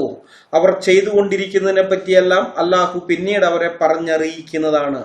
അപ്പൊ ഈ ആയത്തിൽ പറഞ്ഞിരിക്കുന്നത് ക്രിസ്ത്യാനികൾക്കിടയിലുള്ള പ്രശ്നങ്ങൾക്കെല്ലാം കാരണം അല്ലാഹു ആണെന്നാണ്. അത് സത്യമാണ്. ബൈബിൾ പറഞ്ഞത് പിശാചാണെന്നാണ്. സഹോദരന്മാർക്കിടയിൽ വഴക്കുണ്ടാക്കുകയും പ്രശ്നങ്ങൾക്ക് ഉണ്ടാക്കുകയും ചെയ്യുന്നതിന്റെ പുറകിൽ പിശാചാണെന്ന് പറയുന്നു. ഇവിടെ അല്ലാഹു അത് അവകാശപ്പെടുകയാണ്, നാം ആണ് അവർക്കിടയിൽ ശത്രുതയും വിദ്വേഷവും ഒക്കെ ഇളക്കി വിട്ടതെന്ന്. ഞങ്ങൾ അത് അംഗീകരിക്കുകയും ചെയ്യുന്നു. അല്ലാഹു എന്ന പിശാച് തന്നെയാണ് അതൊക്കെ ചെയ്തിരിക്കുന്നത്. അടുത്തത് സൂറ 4:89. അവർ അവിശ്വസിച്ചതുപോലെ നിങ്ങളും അവിശ്വസിക്കുകയും അങ്ങനെ നിങ്ങളെല്ലാം ഒരുപോലെയായി തീരുകയും ചെയ്യാനാണ് അവർ കൊതിക്കുന്നത്. അതിനാൽ അവർ അള്ളാഹുവിന്റെ മാർഗത്തിൽ സ്വന്തം നാട് വിട്ടു വരുന്നതുവരെ അവരിൽ നിന്ന് നിങ്ങൾ മിത്രങ്ങളെ സ്വീകരിച്ചു പോകരുത്. എന്നാൽ അവർ പിന്തിരിഞ്ഞു കളയുകയാണെങ്കിൽ നിങ്ങൾ അവരെ പിടികൂടുകയും അവരെ കണ്ടുമുട്ടിയടത്ത് വെച്ച് നിങ്ങൾ അവരെ കൊലപ്പെടുത്തുകയും ചെയ്യുക. അവരിൽ നിന്ന് യാതൊരു മിത്രത്തെയും സഹായിയെയും നിങ്ങൾ സ്വീകരിച്ചു പോകരുത്. സൂറ 4:89. അപ്പൊ ഇവിടെയും പറയുന്നത് മുസ്ലിങ്ങളല്ലാത്തവരുടെ നേരെ, അല്ലെങ്കിൽ മുസ്ലിം ആയി എന്ന് പറഞ്ഞിട്ടും ആ മുസ്ലിമിന്റെ അനുസരിച്ച് നടക്കാൻ തയ്യാറല്ലാത്ത ആൾക്കാരുടെ നേരെ, അങ്ങനെയുള്ളവരുടെതൊക്കെ നേരെ എങ്ങനെ ഇടപെടണമെന്നാണ് പറയുന്നത്. അവരെ നിങ്ങൾ കണ്ടുമുട്ടിയടുത്ത് വെച്ച് നിങ്ങൾ അവരെ കൊലപ്പെടുത്തണം, പിടികൂടാൻ പറ്റുന്നിടത്തൊക്കെ വെച്ച് പിടികൂടുക, കൊല്ലുക. അങ്ങനെയുള്ളവരെയൊക്കെ നിങ്ങൾ വെറുതെ വിടരുത് എന്നൊക്കെയാണ് ഈ പറഞ്ഞു കൊടുത്തിരിക്കുന്നത്. ഇനി അടുത്ത ആയത്ത് സൂറ 9:14. നിങ്ങൾ അവരോട് യുദ്ധം ചെയ്യുക, നിങ്ങളുടെ കൈകളാൽ അല്ലാഹു അവരെ ശിക്ഷിക്കുകയും അവരെ അവൻ അപമാനിക്കുകയും അവർക്കെതിരിൽ നിങ്ങളെ അവൻ സഹായിക്കുകയും വിശ്വാസികളായ ആളുകളുടെ ഹൃദയങ്ങൾക്ക് അവൻ ശമനം നൽകുകയും ചെയ്യുന്നതാണ്. അപ്പൊ ഇവിടെ പറയുന്നത് അമുസ്ലിങ്ങളായ ആൾക്കാർക്കെതിരെ യുദ്ധം ചെയ്യുക, നിങ്ങളുടെ കയ്യാലാണ് അല്ലാഹു അവരെ ശിക്ഷിക്കുന്നത്, എന്ന് വെച്ചാൽ കൊല്ലുന്നത്. നിങ്ങൾ കൊന്നു കഴിഞ്ഞത് അല്ലാഹു ആണ്, നിങ്ങളെ കൊണ്ടത് ചെയ്യിപ്പിച്ചതെന്നും പറഞ്ഞിട്ടാണ് ഇവിടെ പറഞ്ഞിരിക്കുന്നത്. ഇതാണ് ലോകത്ത് മുസ്ലിങ്ങൾ ഉൾപ്പെട്ട കലാപങ്ങൾക്കെല്ലാം കാരണം ഖുർആൻ ആണെന്ന് ഒരു ഇന്ത്യൻ കോടതി കണ്ടെത്തിയ ഖുർആനിലെ 24 ആയത്തുകൾ മാത്രമേ കോടതി പരിശോധിച്ചിട്ടുള്ളൂ എന്ന് നമ്മൾ ഓർക്കണം. ഹദീസുകൾ വേറെ കിടക്കുകയാണ്. ഇതിനേക്കാളും വിഷമമിപ്പിക്കുന്നതാണ് ഹദീസുകൾ. സ്വഹാബിമാരുടെയും ഖലീഫമാരുടെയും മാതൃകകളും പിന്നെ ഇസ്ലാമിക പണ്ഡിതന്മാരുടെ ഫത്വകൾ അതൊക്കെ വേറെ ഉണ്ട് കേട്ടാ. അവയെല്ലാം കൂടുതൽ ഡോസ് കൂടിയ വശങ്ങളാണ്. ഖുറാനിൽ നിന്ന് ഹദീസിലേക്ക് വരുമ്പോൾ ഖുറാനിനേക്കാളും ഡോസ് കൂടിയ വിഷമാണ് ഹദീസിലുള്ളത്. ഹദീസിൽ നിന്ന് നമ്മൾ പിന്നെ അടുത്ത ഫത്വകളിലേക്ക് വരുമ്പോൾ അതിനേക്കാളും ഡോസാണ്. കാരണം ഇത് രണ്ടും കൂടി ഖുറാനും ഹദീസും കൂട്ടി ചേർത്ത് വെച്ചതിന്റെ അടിസ്ഥാനത്തിലാണ് ഫത്വ വരുന്നത്. അപ്പൊ ഈ രണ്ടും കൂടി ചേർന്നിട്ടുള്ള വിഷമാണ് അതിൽ വരുന്നത്. മതബോധമുള്ള മുസ്ലിങ്ങൾ അതൊക്കെ അനുസരിക്കാൻ നോക്കുന്നത് കൊണ്ടാണ് ലോകത്ത് മുസ്ലിങ്ങൾ എല്ലായിടത്തും മറ്റു മതക്കാരുമായി പ്രശ്നങ്ങൾ ഉണ്ടാക്കുന്നത്. മനസ്സിലായോ? നിങ്ങളൊന്ന് ചിന്തിച്ചു നോക്ക്. മുസ്ലിങ്ങളെ, ഇത് എന്നെ കേൾക്കുന്നതായ മുസ്ലിങ്ങളെ നിങ്ങളൊന്ന് ചിന്തിച്ചു നോക്ക്. മുസ്ലിങ്ങൾക്ക് പ്രശ്നമില്ലാത്ത സ്ഥലം ഏതാണ്? ഇന്ത്യയിൽ ഹിന്ദുക്കളുമായി സിഖുകാരുമായിട്ട് നിങ്ങൾക്ക് പ്രശ്നമാണ്. ബർമയിലും ശ്രീലങ്കയിലും ബുദ്ധിസ്റ്റുകളുമായിട്ട് പ്രശ്നമാണ്. ക്രിസ്ത്യാനികളുമായിട്ടും ഉണ്ട്. ക്രിസ്ത്യൻ പള്ളിയിൽ പോയിട്ട് ബോംബ് വയ്ക്കും. ഈസ്റ്ററിനൊക്കെ പോയിട്ട് ബോംബ് വെച്ച് നമ്മൾ കണ്ടതാണ്. യൂറോപ്പിലും അമേരിക്കയിലും ഓസ്ട്രേലിയയിലും ആഫ്രിക്കയിലും റഷ്യയിലും അർമേനിയയിലും ഒക്കെ ക്രിസ്ത്യാനികളുമായിട്ട് പ്രശ്നം. ഇസ്രായേലിലേക്ക് വന്ന യഹൂദന്മാരുമായിട്ട് പ്രശ്നം. പാകിസ്ഥാനിലും അഫ്ഗാനിസ്ഥാനിലും ബംഗ്ലാദേശിലും സിറിയയിലും ഇറാഖിലും ഈജിപ്തിലും യമനിലും സൗദിയിലും ഇറാനിലും ടുണീഷ്യയിലും മുസ്ലിങ്ങൾ തമ്മി പ്രശ്നം. മുസ്ലിങ്ങൾ ന്യൂനപക്ഷമായാലും ഭൂരിപക്ഷമായാലും അവിടെ പ്രശ്നങ്ങളാണ്. ന്യൂനപക്ഷമാണെങ്കിൽ അവർ അമുസ്ലിങ്ങൾക്കെതിരെ പ്രശ്നം ഉണ്ടാക്കും. ഭൂരിപക്ഷമാണെങ്കിൽ അവർ അമുസ്ലിങ്ങൾക്കെതിരെയും തമ്മിലും പ്രശ്നം ഉണ്ടാക്കും. ഇതാണ് അവസ്ഥ. എന്തുകൊണ്ടാണ് ഇങ്ങനെ സംഭവിക്കുന്നതെന്ന് ചോദിച്ചാൽ അതിനുള്ള ഉത്തരം ഖുർആനും ഹദീസുകളും എന്നാണ്. പ്രമാണത്തിനകത്ത് ഇങ്ങനെയൊക്കെ ഉള്ളത് കൊണ്ടാണ് ഇത് ഒരിക്കലും അവസാനിക്കാത്തത്. ഈ പ്രശ്നം ഒരിക്കലും അവസാനിക്കാത്തത്. സാധാരണ മുസ്ലിങ്ങൾ അർത്ഥമറിയാത്ത അറബി ഭാഷയിൽ ഖുർആൻ ഓതുന്നതല്ലാതെ അർത്ഥമറിയാവുന്ന ഏതെങ്കിലും ഭാഷയിൽ അത് വായിച്ചിട്ട് അതിന്റെ ഉള്ളടക്കം എന്താണെന്ന് മനസ്സിലാക്കുന്നില്ല. അതുകൊണ്ട് തന്നെ ഇക്കാര്യങ്ങളൊന്നും അവർക്ക് അറിയാൻ കഴിയുകയുമില്ല. അവർ വെറും മുസ്ലിം നാമധാരികൾ മാത്രമാണ്. ഇസ്ലാമിനെ കുറിച്ചുള്ള സത്യം അറിയാവുന്ന ആളുകൾ അത് തുറന്നു പറഞ്ഞാൽ അവരെ ഇസ്ലാമോഫോബിയ ബാധിച്ചവരെന്നും വർഗീയവാദികളെന്നും ഈ മുസ്ലിം നാമധാരികൾ ചാപ്പ് കുത്തി ഒറ്റപ്പെടുത്തുന്നതാണ് സാധാരണയായിട്ട് നാം കണ്ടുവരുന്നത്. ഇതേ ടീമുകൾ തന്നെ. ഇസ്ലാമോഫോബിയ ബാധിച്ചവൻ, മുസ്ലിം ബിരുദൻ എന്നൊക്കെ പല രീതിയിലുള്ള ചാപ്പുകളാണ്. അത്തരം ചാപ്പുകുത്തലുകളെ അർഹിക്കുന്ന അവജ്ഞയോടെ പുച്ഛിച്ച് തള്ളിക്കളയുന്ന ആളാണ് ഞാൻ. അതുകൊണ്ടാണ് ഇതൊക്കെ ഇങ്ങനെ പരസ്യമായിട്ട് തന്നെ പറയുന്നത്. നിങ്ങൾ എത്ര ചാപ്പ അടിച്ചാലും എനിക്ക് ഒരു കുഴപ്പവും ഇല്ല. ആ ചാപ്പയൊക്കെ എന്നെ സംബന്ധിച്ച് പൂമാല പോലെ ഞാനത് കഴുത്തിലിട്ട് നടക്കും. എനിക്ക് ഒരു കുഴപ്പമില്ല. നിങ്ങൾ എന്നെ ഇസ്ലാമോഫോബിയ എന്നോ ക്രിസംഗിയെന്നോ സംഘിയെന്നോ വേറെ എന്ത് ചാപ്പ് വേണമെന്നും കുത്തിക്കോ, എനിക്കൊരു വിഷയമൊന്നുമല്ല. ഇതൊന്നും ഇസ്ലാമോഫോബിയ അല്ല. മനസ്സിലാക്കണം മുസ്ലിങ്ങൾ, ഇതൊന്നും ഇസ്ലാമോഫോബിയ അല്ല. ഇസ്ലാമിക പ്രമാണങ്ങൾ പഠിച്ചപ്പോൾ മനസ്സിലാക്കിയ സത്യങ്ങൾ മാത്രമാണ്. വാസ്തവം പറഞ്ഞാൽ മുസ്ലിങ്ങളോട് ഞങ്ങൾക്ക് സഹതാപം മാത്രമേ ഉള്ളൂ. അർത്ഥമറിയാത്ത അറബി ഭാഷയിൽ കിതാബ് ഓതി പോകുന്നതല്ലാതെ കിതാബിനകത്ത് എഴുതി വച്ചിരിക്കുന്ന കാര്യം എന്താണെന്ന് മനസ്സിലാക്കി അർത്ഥമറിഞ്ഞ് അത് വായിക്കുന്നവരല്ല 90% മുസ്ലിങ്ങളും എന്ന് ഞങ്ങൾക്കറിയാം. അതുകൊണ്ട് തന്നെ അന്യമതസ്ഥരുമായി ഹിന്ദു എന്നോ ക്രിസ്ത്യാനിയെന്നോ നോക്കാതെ ആത്മാർത്ഥമായ സൗഹൃദം അവർ പുലർത്തുന്നുമുണ്ട്. 5 നേരമുള്ള നിസ്കാരത്തിലും കൊല്ലത്തിൽ 1 മാസമുള്ള നോമ്പെടുക്കുന്നതിലും അർത്ഥമറിയാതെ അറബിയിൽ ഖുർആൻ ഓതുന്നതിലും മാത്രം ഒതുങ്ങി നിൽക്കുന്നു അവരുടെ മതവിശ്വാസം. അങ്ങനെയുള്ള ആൾക്കാരോട് നമുക്ക് സഹതാപമേ ഉള്ളൂ. എന്നാൽ ഇതൊക്കെ അർത്ഥമറിഞ്ഞ് പഠിക്കുന്നതോടെ സ്ഥിതി മാറുന്നു. പിന്നെ നാടും വീടും വിട്ട്, മാതാപിതാക്കളെയും സഹോദരങ്ങളെയും വിട്ട്, കുടുംബക്കാരെ വിട്ട്, കൂട്ടുകാരെ വിട്ട് സമ്പൂർണ്ണ ഇസ്ലാമിക ഭരണം നിലനിൽക്കുന്നതായി അവർക്ക് ബോധ്യപ്പെടുന്ന രാജ്യത്ത് ചെന്ന് അള്ളാഹുവിന്റെ മാർഗത്തിൽ കൊല്ലാനും കൊല്ലപ്പെടാനും അവർ തയ്യാറാകുന്നു. അതാണ് നാം ലോകമെമ്പാടും കണ്ടുകൊണ്ടിരിക്കുന്നത്. വാസ്തവത്തില് മുസ്ലിങ്ങൾ വഞ്ചിക്കപ്പെട്ട് കിടക്കുന്ന ജനതയാണ്. അസത്യമായ കാര്യങ്ങളെ സത്യമെന്ന് തോന്നിപ്പിച്ചുകൊണ്ട് പിശാച് അവരെ വഞ്ചിച്ചിരിക്കുകയാണ്. ഇനിയും ഇങ്ങനെയുള്ള വഞ്ചനയിൽ കുടുങ്ങി അനേകർ നശിച്ചു പോകാതിരിക്കണമെങ്കിൽ മറച്ചു വെച്ചിരിക്കുന്ന ഇത്തരം കാര്യങ്ങൾ വെളിപ്പെടുത്തിയേ മതിയാകുകയുള്ളൂ. മുസ്ലിങ്ങളെ, നിങ്ങൾ വലിയ കാര്യമായി വിചാരിക്കുന്ന നിങ്ങളുടെ മതപുസ്തകം ഖുർആൻ ഉണ്ടല്ലോ, അത് സമാധാനത്തിന്റെ പുസ്തകമല്ല. അതൊരിക്കലും സമാധാനം കൊണ്ടുവരികയുമില്ല. ഇന്നും ലോകമെമ്പാടും അനേകം നിരപരാധികളുടെ രക്തം ദിനം പ്രതി ഒഴുക്കുന്നതിന് മുസ്ലിം തീവ്രവാദികൾക്ക് ഊർജ്ജസ്രോതസ്സായി വർത്തിക്കുന്ന പുസ്തകമാണ് ഖുർആൻ. അമേരിക്കയിലും ജർമ്മനിയിലും ഫ്രാൻസിലും നൈജീരിയയിലും സിറിയയിലും ഇറാഖിലും യമനിലും നമ്മുടെ ഇന്ത്യയിലും അടക്കം ലോകമെമ്പാടും അനേക നിരപരാധികളുടെ രക്തം ദിനം പ്രതി ഒഴുക്കുന്നതിന് മുസ്ലിം തീവ്രവാദികൾക്ക് ഊർജ്ജസ്രോതസ്സായി വർത്തിക്കുന്ന പുസ്തകമാണ് ഖുർആൻ. യഹൂദനെയും ക്രിസ്ത്യാനിയെയും ബഹുദൈവാരാധകനെയും മിത്രങ്ങളാക്കി വെക്കരുതെന്ന് അതിന്റെ അനുയായികൾക്ക് കൽപ്പന കൊടുത്തിട്ടുള്ള പുസ്തകമാണ് ഖുർആൻ. മുഹമ്മദിനെ എതിർക്കുന്നവരുടെ കയ്യും കാലും എതിർദിശകളിൽ നിന്നും മുറിച്ചു കളയണമെന്ന് നിർദ്ദേശം നൽകിയിട്ടുള്ള പുസ്തകമാണ് ഖുർആൻ. അമുസ്ലിങ്ങളുടെ പൗരാവകാശം നിഷേധിച്ചിട്ടുള്ള പുസ്തകമാണ് ഖുർആൻ. സമൂഹത്തിൽ അക്രമത്തിന് ബീജാവാപം ചെയ്തിട്ടുള്ള പുസ്തകമാണ് ഖുർആൻ. ഈ ഖുർആൻ എവിടെയെല്ലാം എത്തിയിട്ടുണ്ടോ അവിടെയെല്ലാമുള്ള മനുഷ്യരെ മരുഭൂമിയിലെ വരണ്ടുണങ്ങിയ മതം തീർത്ത അടിമത്തത്തിന്റെ കുഴിമാടത്തിലേക്ക് വലിച്ചിട്ട് ഈ പുസ്തകം മൂടിക്കളഞ്ഞിട്ടുണ്ട്. ഈ ഖുർആൻ എവിടെയെല്ലാം എത്തിയോ അവിടെയെല്ലാമുള്ള മനുഷ്യരുടെ സ്വതന്ത്ര ചിന്തയുടെ ശവപ്പെട്ടിയിൽ അവസാനത്തെ ആണിയും അടിച്ച് അത് അടക്കം ചെയ്തിട്ടുണ്ട്. ഈ ഖുർആൻ എവിടെയെല്ലാം എത്തിയോ അവിടെയുള്ള മനുഷ്യരുടെ ശാസ്ത്രബോധത്തെ 7-ാം നൂറ്റാണ്ടിലേക്ക് പുസ്തകം കൊണ്ടുപോയിട്ടുണ്ട്. ഈ ഖുർആൻ എവിടെയെല്ലാം എത്തിയോ അവിടെയുള്ള മനുഷ്യരുടെ യുക്തിബോധത്തെ ഈ പുസ്തകം ഇല്ലാതാക്കിയിട്ടുണ്ട്. ഈ ഖുർആൻ എവിടെയെല്ലാം എത്തിയോ അവിടെയുള്ള ജനതയുടെ ജനാധിപത്യ മോഹത്തെ ഈ പുസ്തകം തകർത്ത് കളഞ്ഞിട്ടുണ്ട്. ഈ ഖുർആൻ എവിടെയെല്ലാം എത്തിയോ അവിടെയുള്ള മനുഷ്യരെ അന്ധവിശ്വാസത്തിന്റെ അടിത്തട്ടിൽ അമർത്താൻ ഇതിന് കഴിഞ്ഞിട്ടുണ്ട്. ഈ ഖുർആൻ എവിടെയെല്ലാം എത്തിയോ അവിടെയുള്ള മനുഷ്യരിൽ അന്യോന്യ സംശയവും വിദ്വേഷവും ഉളവാക്കുവാൻ ഇതിന് കഴിഞ്ഞിട്ടുണ്ട്. ഈ ഖുർആൻ എവിടെയെല്ലാം എത്തിയോ അവിടെയുള്ള മനുഷ്യർ എത്ര പരിഷ്കൃതരാണെങ്കിലും അവരെ 7-ാം നൂറ്റാണ്ടിലെ അറേബ്യൻ ഗോത്ര സംസ്കാരത്തിലേക്ക് ഈ പുസ്തകം വലിച്ചു കൊണ്ടുപോയിട്ടുണ്ട്. സംശയമുണ്ടെങ്കിൽ നിങ്ങൾ ഇറാന്റെ കാര്യം മാത്രം നോക്കിയാൽ മതി. സമ്പന്നമായ ഒരു ഭൂതകാലമുള്ള രാജ്യമാണ് ഇറാൻ. 4000 വർഷത്തെ ചരിത്രവും പാരമ്പര്യവും ആ രാജ്യത്തിനുണ്ട്. ഒരു കാലത്ത് ഇന്നത്തെ ഉത്തരേന്ത്യ മുതൽ എത്യോപ്യ വരെ നീണ്ടുകിടന്നിരുന്നതായിരുന്നു പാർസി സാമ്രാജ്യം. എസ്തേറിന്റെ പുസ്തകത്തിൽ അതിര് പറയുന്നുണ്ട്. എസ്തേറിന്റെ പുസ്തകം 1-ാം അധ്യായത്തിന്റെ 1-ാമത്തെ വാക്യം വായിക്കുമ്പോൾ തന്നെ ആ പാർസി സാമ്രാജ്യത്തിന്റെ അതിര് നമ്മൾ കാണുന്നുണ്ട്. ഈ ആധുനിക കാലത്ത് ഇസ്ലാമിക് റിപ്പബ്ലിക് ആകുന്നതിന് മുമ്പ് വരെയുള്ള സമയത്ത്, അതായത് എന്റെ കുട്ടിക്കാലത്തൊക്കെ പേർഷ്യയിൽ പോയി എന്ന് പറഞ്ഞാൽ അവന്റെ ജീവിതം രക്ഷപ്പെട്ടു എന്നായിരുന്നു അർത്ഥം. പേർഷ്യ എന്ന് പറയുന്നത് ഇറാനെയാണ്. പേർഷ്യ പോകാന്നാണ് പറഞ്ഞിരുന്നത്. ഗൾഫിൽ പോകുന്നതിനെ പോലും അക്കാലത്ത് പേർഷ്യയിൽ പോവുക എന്നാണ് പറഞ്ഞിരുന്നത്. പിന്നീടാണ് ഗൾഫിൽ പോകാന്ന് മാറ്റാൻ തുടങ്ങിയത്. അന്നത്തെ കാലത്ത് പേർഷ്യയിലേക്കാണ് പോയിക്കൊണ്ടിരുന്നത്. അങ്ങനെ ഉണ്ടായിരുന്ന ആ രാജ്യം ഇസ്ലാമിക ഭരണകൂടത്തിന്റെ കീഴിലേക്ക് വന്നതിന് ശേഷം എന്താണ് സംഭവിച്ചതെന്ന് നമ്മൾ കണ്ടുകൊണ്ടിരിക്കുന്നതാണ്. ഈ അടുത്തല്ലേ അപകടത്തിൽപ്പെട്ട് അവരുടെ പ്രസിഡന്റ് മരിച്ചത്. അപകടത്തിൽപ്പെട്ട് മരിച്ച അവരുടെ പ്രസിഡന്റ് സഞ്ചരിച്ചിരുന്നത് 60 വർഷം പഴക്കമുള്ള ഹെലികോപ്റ്ററിലായിരുന്നു. അയാളുടെ പ്രായം 63 വയസ്സ്, ഹെലികോപ്റ്ററിന്റെ പ്രായം 60 വയസ്സ്. 60 കൊല്ലം പഴക്കമുള്ള ഹെലികോപ്റ്റർ ആയിരുന്നു. ഇത് പറയുമ്പോ ഈ ന്യായീകരണക്കാർ വരും. പാശ്ചാത്യ രാജ്യങ്ങളുടെ ഉപരോധം കാരണമാണ് ഹെലികോപ്റ്റർ വാങ്ങാൻ കഴിയാഞ്ഞത് എന്ന ന്യായീകരണമായിട്ട് വരും.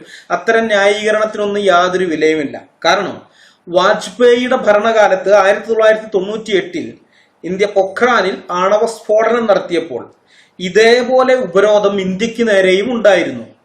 ഇന്ത്യക്ക് വിദേശ രാജ്യങ്ങളിൽ നിന്ന് പല സംഗതികളും വാങ്ങാൻ പറ്റില്ലായിരുന്നു. ആ ഉപരോധത്തിൽ ഇരിക്കുന്ന സമയത്താണ് ഇന്ത്യൻ ശാസ്ത്രജ്ഞന്മാര്, ISROയിലെ നമ്മുടെ ശാസ്ത്രജ്ഞന്മാര് ശൂന്യാകാശ ദൗത്യത്തിനുള്ള ക്രയോജനിക് എഞ്ചിൻ സ്വന്തമായി ഇവിടെ വികസിപ്പിച്ചെടുത്തത്.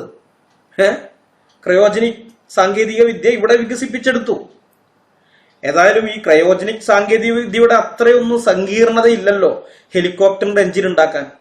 ഹെലികോപ്റ്ററിന്റെ എഞ്ചിൻ പോയിട്ട് അതിന്റെ പാർട്സ് പോലും ഉണ്ടാക്കാൻ ഇസ്ലാമിക ഭരണത്തിന്റെ കീഴിലുള്ള ഇറാന് സാധിച്ചില്ല. മനസ്സിലായ? കാരണം തലച്ചോറുള്ളവരൊക്കെ ഒന്നുകിൽ രാജ്യം വിട്ട് പുറത്തുപോയി, ബാക്കിയുള്ളവന്മാര് മതത്തിന് അടിയറ വെച്ചു, തലച്ചോറ് കൊണ്ടുപോയിട്ട് കിതാബിന് അടിയറ വെച്ചു.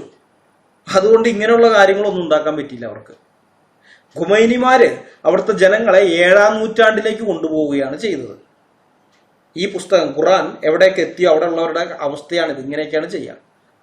അതുകൊണ്ട് മുസ്ലിം സുഹൃത്തുക്കളോട് പറയാനുള്ളത്, നിങ്ങൾ ഇനിയെങ്കിലും അർത്ഥമറിയാത്ത അറബി ഭാഷയിൽ ഖുർആൻ ഓതുന്നത് നിർത്തിയിട്ട് നിങ്ങൾക്ക് മനസ്സിലാകുന്ന ഭാഷയിൽ ഖുർആൻ വായിക്കാൻ തുടങ്ങുക എന്നുള്ളതാണ്. ഏതൊരു മനുഷ്യന്റെയും ഉള്ളിൽ ദൈവബോധമുണ്ട്. മനസാക്ഷിയിൽ കൂടി അത് വെളിവാകുന്നുമുണ്ട്. ആ മനസാക്ഷി അല്പമെങ്കിലും നിങ്ങളിൽ അവശേഷിക്കുന്നുണ്ടെങ്കിൽ ഖുർആൻ മനസ്സിലാകുന്ന ഭാഷയിൽ വായിച്ചാൽ നിങ്ങൾക്ക് മനസ്സിലാകും അള്ളാഹു ദൈവമല്ല, പിശാച് ദൈവമാണെന്നും പറഞ്ഞു വന്നിരിക്കുന്നതാണെന്ന്. അള്ളാഹു എന്ന പിശാച് നിങ്ങളെ വഞ്ചിക്കുകയാണെന്ന് നിങ്ങൾക്ക് മനസ്സിലാകണമെന്നുണ്ടെങ്കിൽ നിങ്ങൾ അർത്ഥമറിഞ്ഞ് ഖുർആൻ വായിക്കണം. ഹദീസുകളും കൂടി വായിക്കുകയാണെങ്കിൽ പിന്നെ പറയേ വേണ്ട, അത് ബോണസാണ്. ചിന്താശേഷി എന്നൊരു സംഗതി നിങ്ങളിൽ മരുന്നിനെങ്കിലും അവശേഷിച്ചിട്ടുണ്ടെങ്കിൽ നിങ്ങൾ അള്ളാഹു എന്ന പിശാചിനെ വിട്ട് സത്യദൈവത്തെ അപ്പം തന്നെ അന്വേഷിക്കാൻ തുടങ്ങും. അർത്ഥം അറിയുന്ന ഭാഷയിൽ നിങ്ങൾ ഖുർആൻ വായിച്ചു, അതിനുശേഷം ഹദീസും കൂടി വായിച്ചു കഴിഞ്ഞാലുള്ള കാര്യം ഞാൻ ഈ പറഞ്ഞേ. അങ്ങനെ നിങ്ങൾ സത്യദൈവത്തെ അന്വേഷിക്കാൻ തുടങ്ങുമ്പോൾ ബൈബിളിൽ നിങ്ങൾ ആ സത്യദൈവത്തെ കണ്ടെത്തും. ബൈബിളിൽ നിങ്ങൾ കണ്ടെത്തും. കാരണം അത് സത്യദൈവത്തിന്റെ വചനമാണ്. ആ വചനത്തിൽ നിങ്ങൾക്ക് സത്യദൈവത്തെ കാണാനായിട്ട് സാധിക്കും. ഇതറിയാവുന്നത് കൊണ്ടാണ് പിശാച് ഖുർആനിൽ മുസ്ലിങ്ങളോട് കൽപ്പിച്ചിരിക്കുന്നത് യഹൂദന്മാരെയും ക്രിസ്ത്യാനികളെയും നിങ്ങൾ സ്നേഹിതന്മാരാക്കരുത് എന്ന്. അതുകൊണ്ട് മുസ്ലിം സുഹൃത്തുക്കളോട് എനിക്ക് പറയാനുള്ളത്, നിങ്ങൾ ഇനിയെങ്കിലും സത്യം മനസ്സിലാക്കുക, അള്ളാഹു എന്ന പിശാചിനെ ഉപേക്ഷിക്കുക, എന്നിട്ട് സത്യദൈവമായ യേശു ക്രിസ്തുവിലേക്ക് വരിക. അങ്ങനെ നിങ്ങളുടെ ആത്മാക്കൾക്ക് ശാന്തിയും സമാധാനവും കണ്ടെത്തുക എന്നുള്ളതാണ്. ദൈവം അതിന് നിങ്ങളെ സഹായിക്കട്ടെ എന്ന പ്രാർത്ഥനയോടെ ഈ വീഡിയോ ഞാൻ ഇവിടെ അവസാനിപ്പിക്കുന്നു. അടുത്ത വീഡിയോയുമായി വരുന്നത് വരെ നമ്മളെല്ലാവരെയും കർത്താവായ യേശു ക്രിസ്തു കാത്തു സൂക്ഷിക്കുമാറാകട്ടെ. അവിടുത്തെ വിലയേറിയ നാമം മാത്രം എന്നും എന്നേക്കും വാഴ്ത്തപ്പെടട്ടെ. ആമേൻ.